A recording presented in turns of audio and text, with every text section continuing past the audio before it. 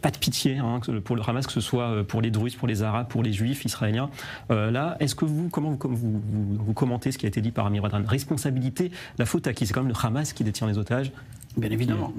Amir Badran reprend malheureusement le narratif du Hamas, et c'est la stratégie du Hamas. Le Hamas, justement, a fait ses massacres le 7 octobre, a capturé des otages pour qu'on en arrive à ce type de réaction et de discussion, et que finalement on entende, on essaie de mettre finalement Israël sur le banc des accusés, de dire que s'il y a des otages qui meurent à Gaza, c'est la faute d'Israël aussi maintenant. Donc Israël a été attaqué le 7 octobre, on a massacré des gens, le Hamas a pris des otages, mais si les otages meurent, c'est la faute d'Israël. Donc bien sûr, après, mis à part les gens qui ont un peu de raisonnement, qui sont sensés, ce discours-là, bien entendu, va avoir une certaine prise chez les antisémites. Mais quelqu'un qui a un minimum de raisonnement, un peu d'humanité, va savoir que ce que raconte Amir Badran, c'est n'importe quoi.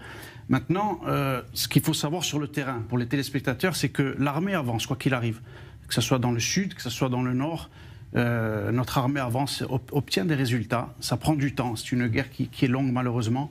Et moi, ce que j'espère, David, tout simplement, c'est qu'on obtienne véritablement les résultats qu'on a prévus depuis le départ d'atteindre certains objectifs. Il faut y arriver. Et c'est vrai qu'il y a un prix à payer, malheureusement, parce qu'en réalité, ce que demande le Hamas, David, c'est le pactole derrière. On ne peut pas se permettre à n'importe quel prix de libérer. On ne sait même pas en plus ce qui reste comme otage. C'est-à-dire qu'on n'a même pas, au niveau des informations, comme on l'a vu, on ne sait pas combien d'otages sont vivants à Gaza, combien sont morts.